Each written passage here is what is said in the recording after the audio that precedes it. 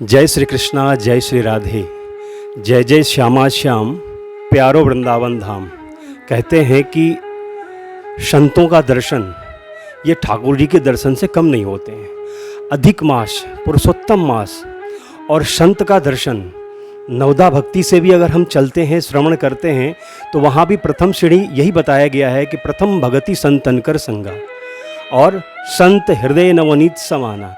तो आज हम सबका सौभाग्य है अध्यात्म मीडिया पर कि हमारे साथ अंतर्राष्ट्रीय संत परम पूज्य स्वामी श्री गिरीशानंद सरस्वती जी महाराज का सानिध्य हम सबको प्राप्त हो रहा है और बहुत सुंदर, जिनकी कथा वास्तव में अमृत प्रदान करता है और उनके शब्दों से हम लोगों को ठाकुर जी का एक सुंदर झलक मिलेगा।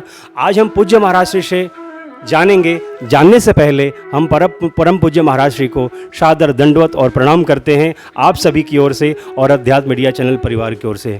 पूज्य महाराज श्री से आज हम समझेंगे कि अधिक मास में वृंदावन की महत्व क्या है।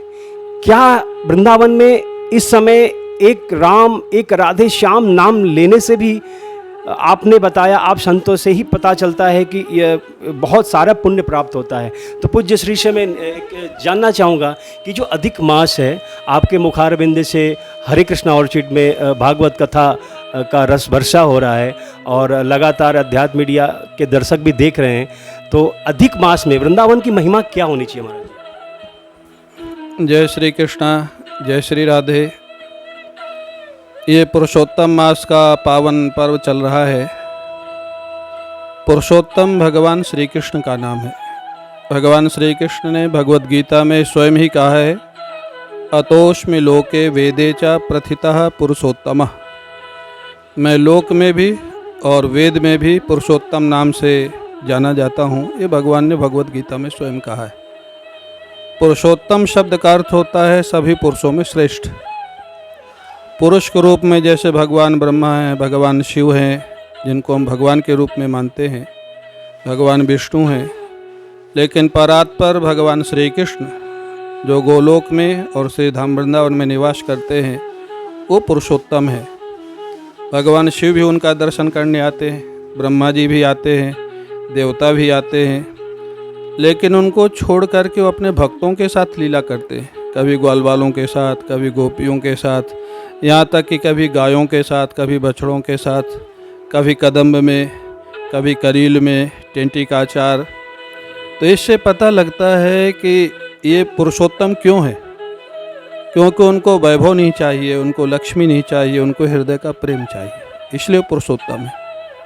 और ये पुरुषोत्तम मास इस महीने का इसलिए नाम है क्योंकि हिरण्यकशिपु ने ब्रह्मा जी से सारे वरदान मांग लिए थे कि आपकी सृष्टि की रचना में मैं किसी काल में किसी वस्तु से, किसी व्यक्ति से, किसी हथियार से, बिना हथियार के कैसे भी मेरी मौत न हुए। भगवान ने सारी व्यवस्था कर ली नृसिंह भगवान के रूप में, लेकिन काल कहाँ से लावें? काल तो वही 12 महीने हैं।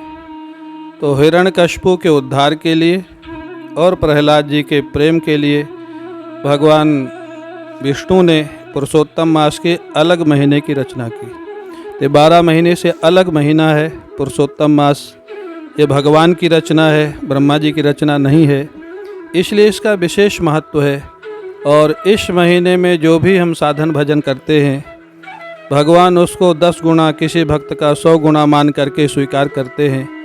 इसलिए इस महीने में जहाँ तक हो सके हमको भगवान, कुछ ना हो सके तो भगवान का नाम संकीर्तन करें, कथा श्रवण करें, कथा करें, ठाकुर सेवा करें, संत सेवा करें, गो सेवा करें। जो भगवान ने सेवा किया, भगवान नहीं मिल रहे तो गाय तो मिल रही हैं, जिनकी सेवा भगवान ने किया। तो पुरुषोत्तम मास को भगवान बहुत प्रिय है। पुरुषोत्तम मास, एक चीज़ मैं पूछना चाहूँगा, यहाँ पे मैं क्षमा चाहूँगा आपको, मैं रोका हूँ थोड़ा सा। जैसे ये आपने बताया कि नरसिंह भगवान का अवतार इसी मास में हुआ था, तो जैसे हम ऐसे भी जो नॉर्मल ईयर होता है वैशाख में जो नरसिंह चतुर्दशी मनाते हैं, तो शास्त्रों के हिसाब से, आप संतों के मत से नरसिंह चतुर्दशी का वो मतलब महिमा उसका है या इसका है? नहीं, नरसिंह चतुर्दशी तो उसी को मानेंगे। पुरुषोत्तम मास कोई फिक्स मास नहीं है ना। कभी वैशाख भी पुरुषोत्तम मास होता है, इस साल सावन पुरुषोत्तम मास है, कभी चैत्र पुरुषोत्तम मास होता है। पुरुषोत्तम मास का महीना तो बदलता रहता है, लेकिन नरसिंह चतुर्दशी उसी को मानेंगे क्योंकि भगवान ने उस समय पुरुषोत्तम मास वैशाख ही रहा होगा, ठीक है ना। तो इसलिए नरसिंह चतुर्दशी उसी को माना जाएगा, लेकिन ये बनाया भगवान ने अलग से है। तो इस महीने में हम जितना भजन करें, और ठाकुर जी की कृपा से अगर ब्रज धाम मिल जाए जो पुरुषोत्तम का अपना धाम है, जिसके लिए भगवान कृष्ण कहते हैं कि मैं कभी भी वृंदावनम परित्यज्य पादे में एकम न गच्छति, मैं वृंदावन को छोड़ करके कभी जाता ही नहीं। और एक्चुअल नहीं जाते हैं, जो द्वारिका गए हैं वो तो बैकुंठ वाले ठाकुर जी गए, गोलोक वाले ठाकुर जी द्वारिका नहीं गए। वो तो जमुना जी में जो 2 रूप दिखाई दिए ना, उसमें जो गोलोक वाले थे वो वापस आ गए थे वृंदावन, बैकुंठ वाले थे वो चले गए थे द्वारिका, तो वो तो कभी नहीं जाते। और आज भी ठाकुर के दर्शन होते हैं, कुछ बहुत थोड़े बहुत हमको भी झलकियाँ मिलती हैं, बड़े बड़े संतों को तो साक्षात दर्शन होते हैं। तो आज भी वो विराजमान है, और ब्रजभूमि की महिमा मैं स्वयं अनुभव करता हूँ। यहाँ ईमानदारी से कोई खाली रहे, वो राजनीति न करे, निंदा स्तुति न करे, ईमानदारी से रहे तो ठाकुर जी के अनुभव अपने आप होता है। ये ब्रजभूमि की महिमा मैंने अनुभव किया है। ये हमारे परम पूज्य स्वामी श्री गिरिशानंद सरस्वती जी महाराज, जिन्होंने 2 शब्दों में ही ब्रज की बहुत सुंदर वर्णन कर दी। हम लोगों को श्रवण करके भी ऐसा लगता है, क्योंकि वास्तविक में जैसे महाराज श्री ने कहा है, और वास्तविक है धन्यम वृंदावनम तेना भक्ति नित्यत्र च, जहाँ भक्ति नृत्य करती हो वो श्रीधाम वृंदावन है। तो हम अपने पूज्य महाराज श्री के चरणों में सादर दंडवत और प्रणाम करते हुए हम स्वागत करेंगे। और साथ में हमारे साथ बैठे हमारे आर्यन द्विवेदी राजू भैया, जो आप राष्ट्रीय प्रवक्ता उमा शक्ति पीठ के हैं, आपका भी हम स्वागत और अभिनंदन करेंगे।